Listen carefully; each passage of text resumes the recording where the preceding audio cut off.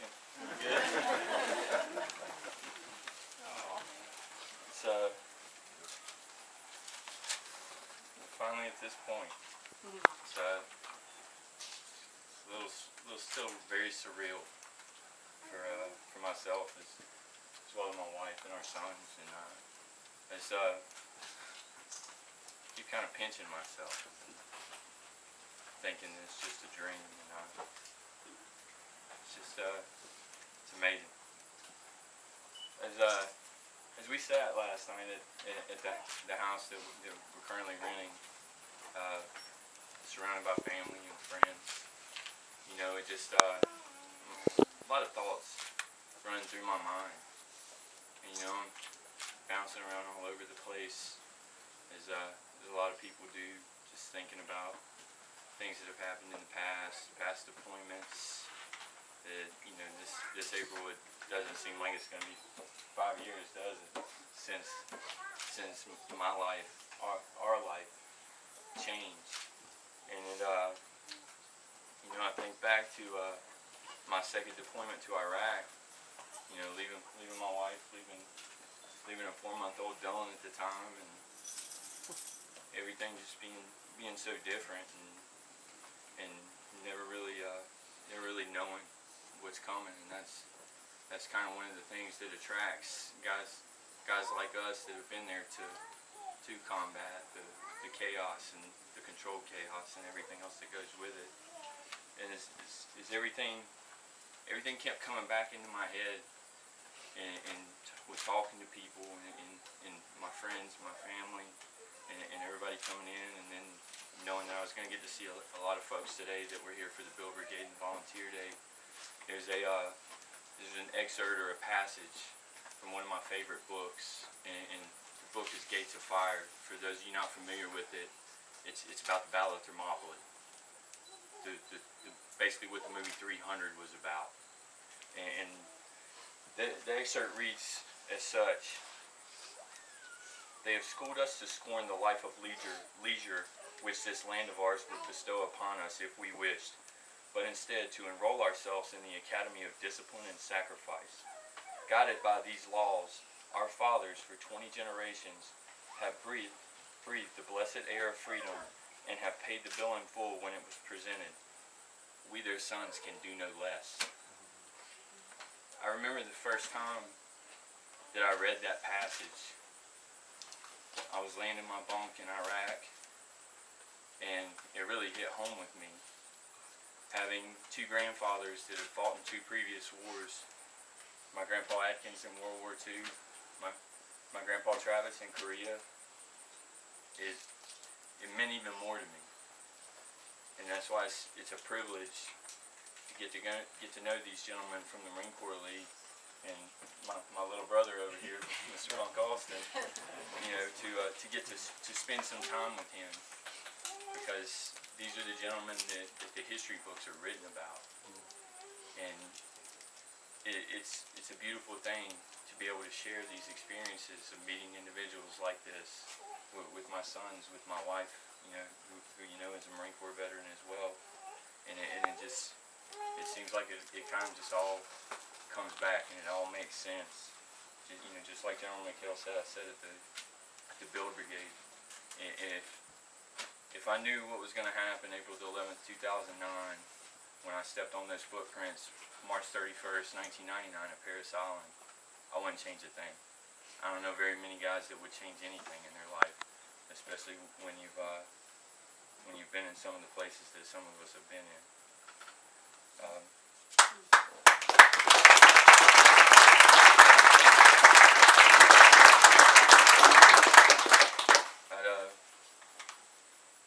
A lot of thank yous to go around, and first and foremost, I want to thank my wife and our sons for the undying support and love that I have every day.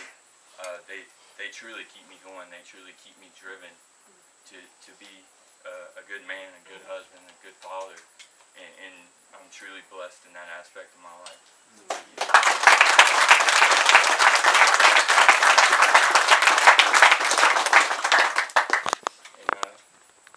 Thank you all for attending again. Those that were here for the Bill Brigade, as they came again for the volunteer day, and especially now, now that we're at the end goal, we're at the eye on the prize, as Jan kept reiterating to us to stay focused. It's amazing because as a bilateral amputee, I was told in the very beginning that if I'm lucky, I'm going to have maybe 20 to 30 years of walking. Anybody that knows me knows that I don't ease up for anything.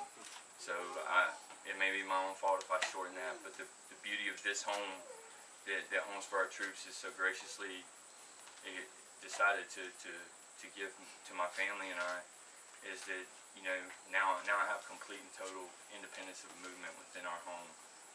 My wife doesn't have to worry about me doing stuff that, you know, if I get a little worn out, then I can take the prosthetics off and I can get everywhere in this house, even out into the yard in a wheelchair. And that's a beautiful thing to know that I'm going to have that freedom and independence back.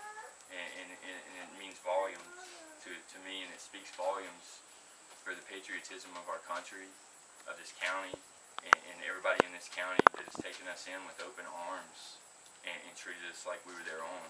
And for that, on behalf of my wife and I, we thank you guys, and I appreciate it.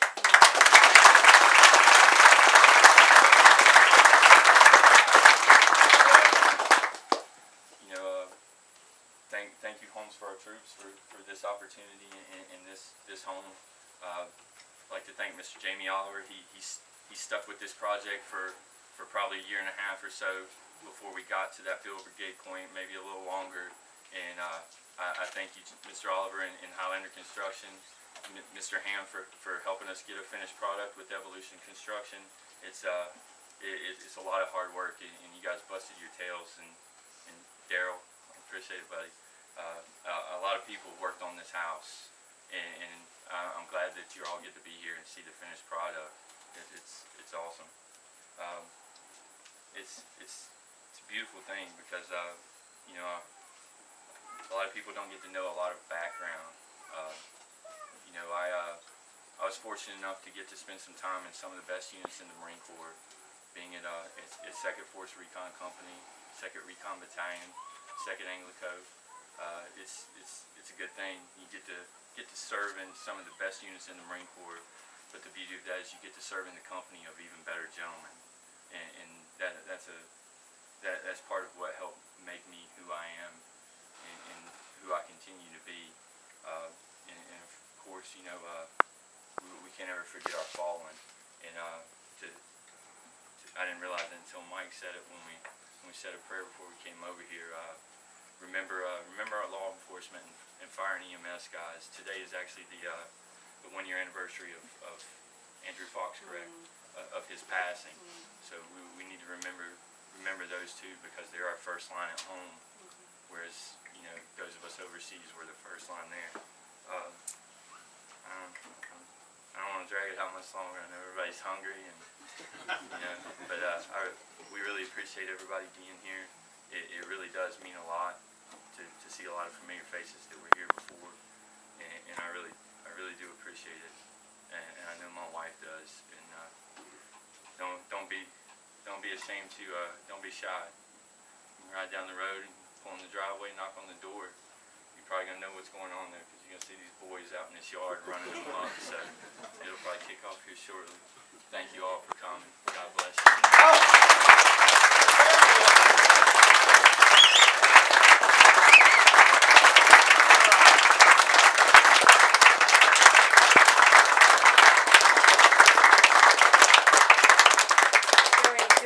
Final presentation from Frank Duffy. He has a special gift for you. Uh-oh. I didn't do it, Frank. I didn't do it, Frank.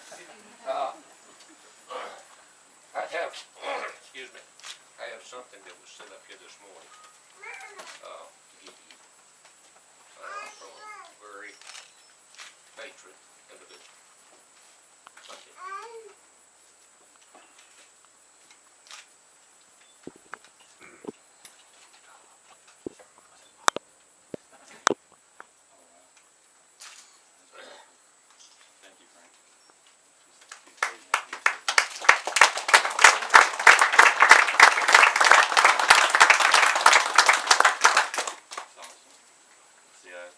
American flag with the Marine Corps seal in it, and then on the back it has a pledge that we all know. You know, we all should never forget.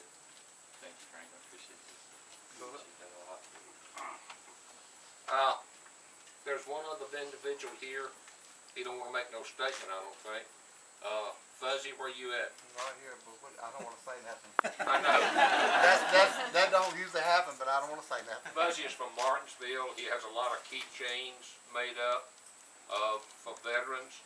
If you haven't talked to him, see him and he will give you a keychain for whatever war you was serving in. Korean War, Bump, you get one for the Civil War?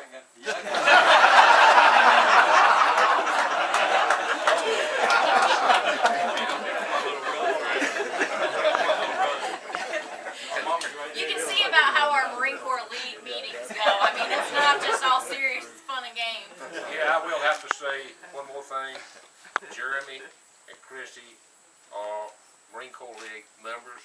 I met them back about the first of the year. I met Jeremy and then Chrissy later. We got about Semper Fi. Semper Semper Fi. Fi. That's all I've got to say. Thank you. And thank y'all for what y'all have done.